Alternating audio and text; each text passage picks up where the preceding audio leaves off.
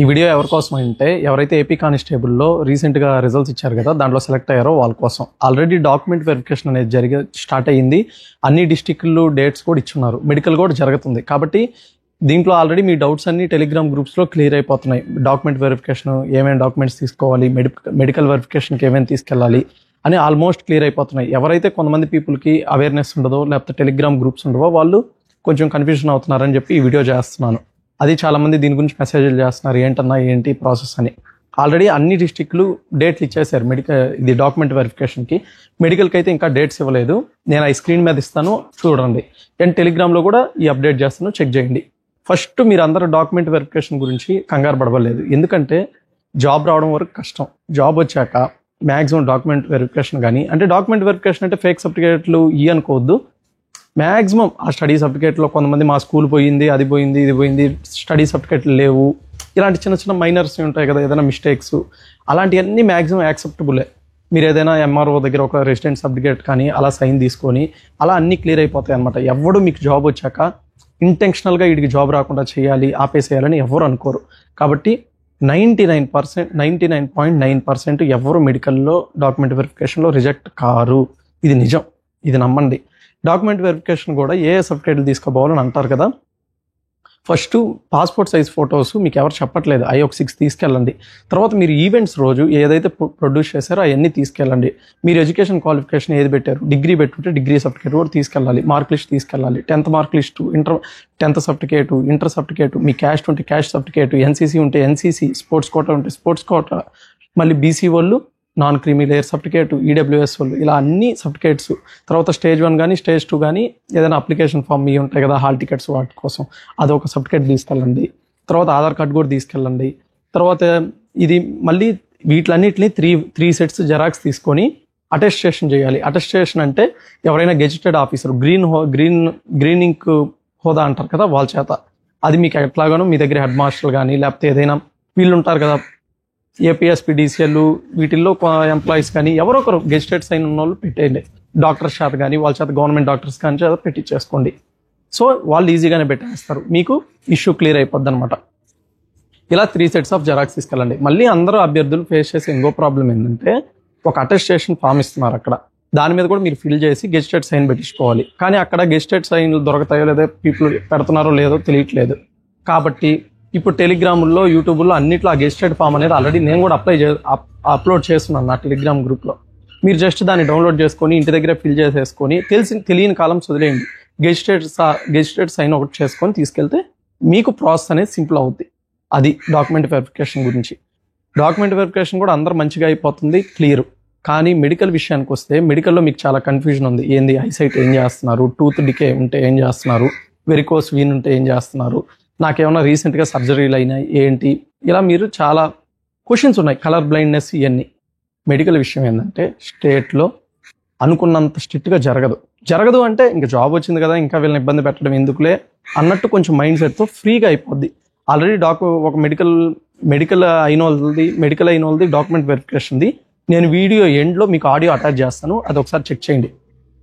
కాబట్టి వాళ్ళు ఏం సీరియస్గా తీసుకోరు అంటే చెక్ చేస్తారు. మరీ మేజర్ ప్రాబ్లమ్స్ అయితే తప్ప మిమ్మల్ని రిజెక్ట్ చేసేది, వాళ్ళకి రిజెక్ట్ అనేది 99% ఉండదు. ఇప్పుడు వాళ్ళు చెప్పింది ఏంటంటే, ఒకరు ఇద్దరిని రిజెక్ట్ చేసినా అది మళ్ళీ ఎస్పీ ఆఫీస్కి పంపిస్తున్నారు, అక్కడ ఏదో డిస్కషన్ చేసి అందరినీ క్లోజ్ చేస్తున్నారు. మీకేమన్నా ఒకరు రిజెక్ట్ చేసినా వాళ్ళు ఇంకో హాస్పిటల్ రిఫర్ చేసి అక్కడ మీరు ట్రీట్మెంట్ చేయించుకుంటే ఓకే అయిపోద్ది. కాబట్టి మెడికల్ విషయంలో ఎవరు కంగారు పడిపోయి నాకు ఏమైపోద్ది తీసేస్తారు అనుకోవద్దు. జాబ్ రావడం కష్టం, వచ్చాక తీసేయడం అంత ఈజీ కాదు. ఈ మెడికల్ అన్నింటిలో మీరు ఈజీగా క్లియర్ అయిపోద్ది. కాబట్టి ఆ కన్ఫ్యూజన్స్ ఏం పెట్టుకోవద్దు. లోపల ఏమైనా సర్జరీలు చేసుకున్నాయి కూడా ఏం బయటకు కనిపించవు కదా, అంత చెక్ చేయరు. మళ్ళీ ఇంకోటి ఉంటుంది, ఎక్కడ ఈజీగా వదిలేశారని ఇంకో దగ్గర ఉండడం అట్లా ఉండదు. అందువల్ల ఇప్పుడు ఈ డిస్టిక్లో ఈజీగా చేశారంటే ఆ డిస్టిక్లో కూడా అలా చేస్తారు. కాబట్టి చెప్పలేం. Different districts, different doctors, different of people ఉంటారు. కాబట్టి ఎక్కడ ఎలాంటి లెవెల్ జరగద్దు అనేది మనం చెప్పలేం. కాబట్టి కానీ మీరు భయపడొద్దు. డాక్యుమెంట్ వెరిఫికేషన్ కానీ మెడికల్లో కానీ తీసేస్తారని ఎవరిని తీరు, ఇది నిజం, ఇది నమ్మండి. మళ్ళీ కొంతమంది ఇప్పుడు టెలిగ్రామ్ గ్రూప్స్లో కానీ బయట కానీ లూజ్ స్టాక్స్ ఎక్కువైపోయినాయి అనమాట. మెడికల్లో డబ్బులు తీసుకుంటున్నారు, అది తీసుకుంటున్నారు, ఇది తీసుకుంటున్నారు అని. మీరు ఇలాంటివన్నీ ఏదంటే అది ఆల్రెడీ అయిపోయిన వాళ్ళు ఇలాంటి మాటలు మాట్లాడారు అనుకోండి, ఈ డాక్టర్స్ కానీ ఎవరికైనా వేరే వాళ్ళకి తెలిసినాయి అంటే అందరు డబ్బులు తీసుకునే వాళ్ళు ఉండరు, అందరు నిజాయితీ పరులు ఉండరు. ఎవరికైనా మంచోడికి ఇలాంటిది కానీ ఎఫెక్ట్ అయిందనుకో, మనం ఇంత నిజాయితీగా ఇంత స్ట్రిక్ట్గా చేస్తున్నా వీళ్ళు ఇలా బయట ఇలాంటి టాక్ వస్తుందని అప్పుడు వాళ్ళు తొక్కేయడం స్టార్ట్ చేస్తే నెక్స్ట్ ఉన్న వాళ్ళు మెడికల్ వాళ్ళు ఇబ్బంది పడతారు. కాబట్టి అలాంటి లూజ్ టాక్స్ ఇవన్నీ తగ్గించేయండి. అందరి మైండ్ సెట్ ఎలా ఉంటుందంటే ఒక జాబ్ వచ్చింది వీళ్ళు ఇంకే ఇబ్బంది పెట్టకూడదు, సింపుల్గా వెళ్ళిపోవాలి అనే మైండ్ సెట్తే ఉంటుంది. ఇంకా ఇది అయిపోయింది, మెడికల్ వెరిఫికేషన్ అయిపోయింది, మెడికల్ గురించి చెప్పేశాను, డాక్యుమెంట్ వెరిఫికేషన్ చెప్పేశాను. నెక్స్ట్ ప్రాసెస్ ఏంటంటే ఇదంతా అయిపోయాక ఎస్బీ ఎంక్వైరీ అని ఉంటుంది. ఎస్బీ ఎంక్వైరీ అంటే దానికి సంబంధించిన ఒక కానిస్టేబుల్ మీ ఇంటి దగ్గరికి వచ్చి ఒక ఇద్దరు చేత సైన్ చేయించుకుంటారు అనమాట. ఈ అబ్బాయి మంచివాడే, ఇక్కడ మాకు తెలుసు అని. వాళ్ళని కూడా మీకు తెలిసిన రిలేటివ్స్ విలేజ్లో ఉంటారు కదా, మీ చుట్టూ ఉన్న వాళ్ళతోనే హ్యాపీగా అది కూడా మీకు సింపుల్గా క్లియర్ అయిపోద్ది. కాబట్టి ఎస్బీ ఎంక్వైరీ గురించి కూడా ఏం భయపడద్దు. కాకపోతే మీకు ఏ కేసులు ఉన్నా ఏమున్నా ఈ ముందరే క్లియర్ చేసుకోవడానికి చూడండి. ఒకవేళ క్లియర్ కాకపోయినా వాళ్ళ దగ్గర హైడ్ చేయొద్దు, ఎందుకంటే వాళ్ళకి ఆల్రెడీ డిపార్ట్మెంట్లో ఇప్పుడు ఆధార్ నెంబర్ కొట్టంగానే మీ కేసు వచ్చేస్తుంది. కాబట్టి అవి మెన్షన్ చేయండి, చిన్నగా కొట్టించుకోండి. మరీ ప్రాబ్లం అయ్యి ట్రైనింగ్ కూడా 1 month 2 months అట్లా డిలేగా మీకు వెళ్ళేదానికి కూడా అవకాశం ఉంటుంది ఈ కేసులో అలాంటివి ఏదైనా మీ మీద అడ్డొస్తే. కాబట్టి మీరు ఈ కేసుల గురించి కూడా పెద్ద ప్యానిక్ అయిపోయి అవి చేసుకోవద్దు. కాకపోతే మ్యాక్సిమం కేసు ఏ ఉన్నా అన్ని క్లియర్ చేసుకోండి. ఎస్బీ ఎంక్వైరీలో ఏమున్నాయో అవి నిజాలు చెప్పండి. తర్వాత డాక్యుమెంట్స్ అవన్నీ ఫేక్లు మోసాలు చేయడాలు అవన్నీ చేయొద్దు. ఇంకా డబ్బులు ఇస్తే అవుతాయి, ఎవరైనా కట్ ఆఫ్ మార్కులు ఇంకా మిస్ అయిన వాళ్ళు ఇల్లు ఉంటే డబ్బులు ఇస్తే మిమ్మల్ని పేరు లిస్టులో యాడ్ చేస్తాం, ఇలాంటివి నమ్మొద్దు. ఇవన్నీ కొంచెం ఆలోచించుకొని చూసుకోండి. జాబ్ వచ్చింది కాబట్టి మిమ్మల్ని ఎవరు టచ్ చేయరు, అన్నీ నీట్గా అయిపోతాయి, అందరికి అన్నీ క్లియర్ అయిపోతాయి, అందరు మంచిగా ఉండండి. ఇంకోటి ఏంటంటే నేను చెప్పాలనుకుంది, మీరు అందరూ అడిగే ఇంకో క్వశ్చన్ ఏంటంటే అన్న ట్రైనింగ్లో చదవడం అవుతుందా లేదా, ట్రైనింగ్ ఎలా ఉంటుంది, ట్రైనింగ్లో మేము నెక్స్ట్ ఎస్ఐకి చదవాలనుకుంటున్నాం అని చెప్పి చాలామంది కామెంట్లు పెడుతున్నారు. నేను మీ అందరి కోసం మీరు ట్రైనింగ్కి వెళ్ళే లోపల ట్రైనింగ్ ఎలా ఉంటుంది, ట్రైనింగ్లో మనం ట్రైనింగ్ ఏమేమి క్యారీ చేయాలి, ట్రైనింగ్లో చదవటం అవద్దా లేదా అనే దాని గురించి వీడియో చేస్తాను. ఇవి కాకుండా మీకేం డౌట్స్ ఉంటే అవి కామెంట్ చేయండి. మళ్ళీ మీరు ఎక్కువ మంది కామెంట్ చేసే క్వశ్చన్ ఏంటంటే నెక్స్ట్ నోటిఫికేషన్స్ ఎప్పుడని, దాని గురించి కూడా క్లియర్ కట్గా లాంగ్ వీడియో చేస్తాను. తర్వాత ఏజెస్ గురించి కూడా అడుగుతున్నారు, ఎస్ఐ కానిస్టేబుల్కి ఏజ్ రిలాక్సేషన్స్, అది కూడా తప్పకుండా వీడియో చేస్తాను. ఇప్పుడు జాబ్ వచ్చిన వాళ్ళు ఏంటంటే మీ మాట ఎక్కువ మంది పీపుల్ వింటారు. కాబట్టి ఎవరు మిమ్మల్ని ప్రిపరేషన్ గురించి అడిగినా, కోచింగ్ ఇన్స్టిట్యూట్స్ గురించి అడిగినా అందరికి మంచిగా నిజాలు స్ప్రెడ్ చేయండి. ఓవర్ హైపులు చెప్పడం, అబద్ధాలు చెప్పకుండా నిజాయితీగా ఎలా ప్రిపేర్ అయ్యారంటే వాళ్ళకి అది హెల్ప్ అవుద్ది. కాబట్టి అందరు మంచిగా ఉండండి. అందరికి ఆల్ ది బెస్ట్.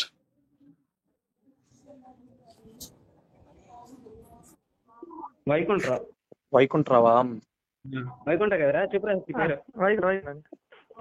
తమ్ముడు, నేను ఇప్పుడు మీకు చేసింది ఏంటంటే నేను ఇది యూట్యూబ్ లో పెడతాను. మీతో మాట్లాడింది నేను సేమ్ ఎగ్జాక్ట్ గా ఏం జరిగింది అది చెప్పండి. దీన్ని నేను చెప్పి తర్వాత మీ వీడియో ఈ రోజు వీళ్ళు అటెండ్ అయ్యారు అని చెప్పి మీది ఆడియో కాల్ పెడతాను. టెలిగ్రామ్ గ్రూప్ లో పెడతాను, తర్వాత యూట్యూబ్ లో కూడా పెడతాను. కాబట్టి ఎక్కువ మంది చూస్తారు.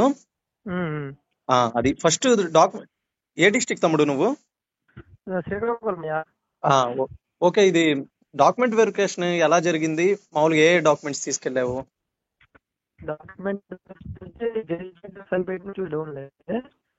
అంటే గెజిటెడ్ సైన్ పెట్టిన నెక్స్ట్ పెట్టిన డిగ్రీ ఉంటే డిగ్రీ. ఇది వాయిస్ కొంచెం కట్ అవుతుంది, కొంచెం మంచి దగ్గరికి. ఓకే ఇప్పుడన్నా ఇప్పుడే ఓకే వినపడుతుంది. గెజిటెడ్ సైన్ పెట్టినవి 2 సెట్లు తీసుకురామండి. ఓకే, అందులో Aadhaar card, 10th, inter, degree ఉంటే డిగ్రీ లేకపోతే లేదు. ఓకే, క్యాస్ట్ నెక్స్ట్ వచ్చి క్యాస్ట్ ఉంటే సరిపోద్ది, ఎన్సీఎల్ ఒకటి ఓబీసీ వాళ్ళకి. తమ్ముడు, ఈ క్యాస్ట్ అనేది ఏ ఇయర్ అడుగుతున్నారు మీరు? ఈవెంట్ లో అప్పుడు చేసింది పెట్టేస్తే ఓకేనా? సరిపోద్ది. నేనైతే 2024 తీసుకెళ్ళాను, అదే తీసుకెళ్ళా. ఓకే, సరిపోతుంది, లేదంటే 2 సెట్లు. వాళ్ళు ఒక ఫామ్ ఇచ్చారు. అదే ఆ ఫామ్ అంటే ప్రీవియస్ ఎంప్లాయ్మెంట్ ఏమైనా చేశారా, నీ గురించి బయోడేటా లాగా? ఓకే, ఆ 2 ఫామ్లు ఇచ్చి దాని మీద ఫోటోలు అంటించి డీటెయిల్స్ మొత్తం ఫిల్ చేసి వాళ్ళకి ఈ రోజు మెడికల్కి వెళ్ళాము. మెడికల్కి వెళ్ళినప్పుడు అక్కడ ఎస్పీ ఆఫీస్లో ఇచ్చాము ఈరోజు. ఓకే, పాస్పోర్ట్ సైజ్ ఫోటోలు ఎన్ని తీసుకెళ్ళావు? పాస్పోర్ట్ సైజ్ ఫోటోలు మొత్తం 5 యూజ్ అయ్యాను అంతే. 5 యూజ్ అయ్యాయా? ఓకే.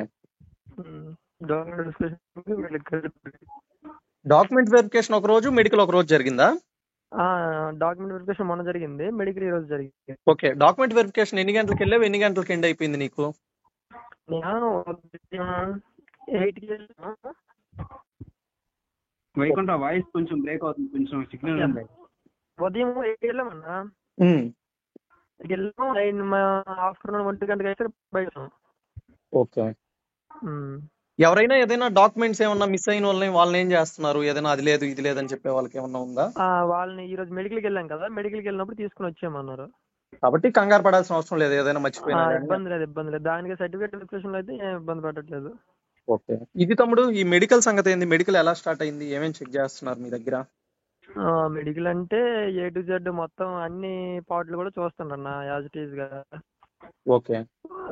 గవర్నమెంట్ రిమ్స్ హాస్పిటల్లో జరిగింది మాది శ్రీకాకుళంలో. ఓకే. స్టార్టింగ్ నుంచి ఎలా జరిగింది కొంచెం? స్టార్టింగ్ ఫస్ట్ వెళ్ళిన వెంటనే ఎస్పీ ఆఫీస్ కి 6 గంటలకు వచ్చేయమని చెప్పారు మార్నింగ్. ఓకే.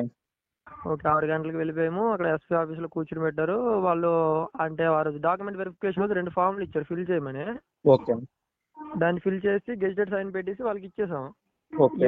ఈ రోజు వెళ్ళినప్పుడు వాళ్ళకి ఇచ్చేసి అవి కట్టుకొని వేరే ఫామ్ ఇచ్చారు. ఓకే. దాన్ని నింపేసి దానిపైన ఫోటో అంటించేసి డాక్టర్లతో ఏ డాక్టర్ దగ్గరికి వెళ్ళావు, ఏంటి నువ్వు చెకప్ చేయించుకున్నావు, ఎలా ఉంది పరిస్థితి నీ ఎలా ఉందని మొత్తం దాని మీద డాక్టర్ రాస్తాడు కదా. ఓకే. అంటే మొత్తం అందరు డాక్టర్ దగ్గరికి ఆ ఫామ్ పట్టుకుని వెళ్ళి ఓపీలు వాళ్ళే దించారు. వెళ్ళిన ఒక 5 ఓపీలు ఇచ్చారు. ఓకే. ఆ ఓపీలు తీసుకుని ఓపీ పైన దీనిపైన రాసి మొత్తం అలా ఇచ్చేసారు అనమాట. ఆడు వెళ్ళినప్పుడు మెడికల్కి వెళ్ళినప్పుడు ఎస్పీ ఆఫీస్ నుంచి చూసి జస్ట్ టైం తీసుకెళ్ళాడు అక్కడికి హాస్పిటల్కి డైరెక్ట్ గా. ఓకే. మీకు ఒక హెడ్ కానిస్టేబుల్ గానీ వాళ్ళని అలాట్ చేసి ఒక బ్యాచ్ లా తీసుకెళ్తాడు అతను, అలానే జరిగిందా? అక్కడికి రోజుకి మొత్తం 240 మెంబర్స్ ఇక్కడ హెచ్చర్ల గ్రౌండ్ లో వేసిన వాళ్ళు. ఓకే. రోజుకి 8 లెక్క 3 రోజులు ఈ రోజు రేపు. మన వాళ్ళకి ఎక్కువ డౌట్ ఏముందంటే ఈ కలర్ బ్లైండ్నెస్ ఒకటి, ఫ్లాట్ ఫుట్ ఒకటి, తర్వాత ఐసైట్, మళ్ళీ డెంటల్ టూత్ డికే ఇలాంటి వాటి ప్రాబ్లమ్స్ మీద డౌట్స్ ఉన్నాయి.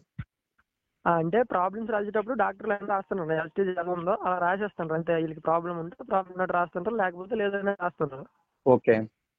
అవి వచ్చి అక్కడ డైరెక్ట్ అది అయిపోయిన తర్వాత అంటే మాది ఈరోజు అయింది కదా, ఇవి ఫామ్లన్నీ రేపు ఎస్పీ ఆఫీస్కి వెళ్తాయి అవి. ఓకే. ఎవరికి ఏమైనా ప్రాబ్లమ్స్ రాస్తుంటే అందరూ కూడా అక్కడికి వెళ్తాయి. మేము రేపు మళ్ళీ వెళ్ళాలి. ఈ రోజు అయిపోయింది మళ్ళీ రేపు వెళ్ళాలి. ఓకే.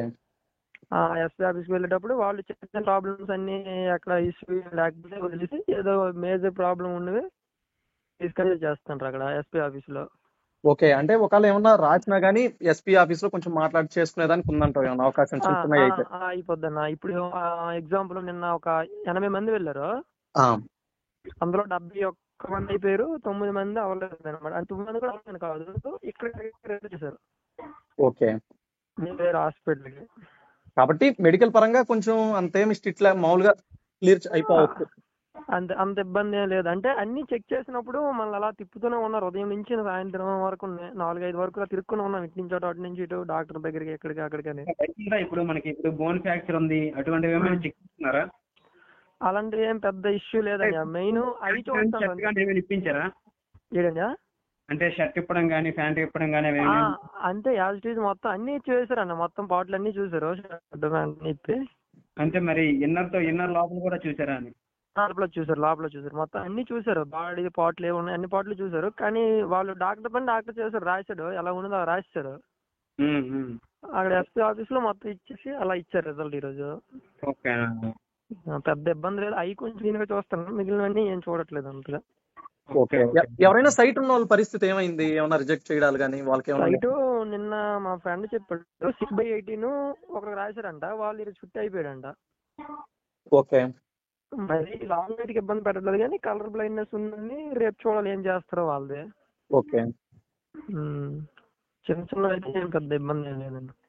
అని అంటే అక్కడ ఉండేటప్పుడు డాక్టర్ రాసినప్పుడు మనకు టెన్షన్ ఉంటుంది, ఏం రాస్తుండో ఏంటి ఇలా రాసాడు, ఇది రాసాడు అది రాసాడేమని.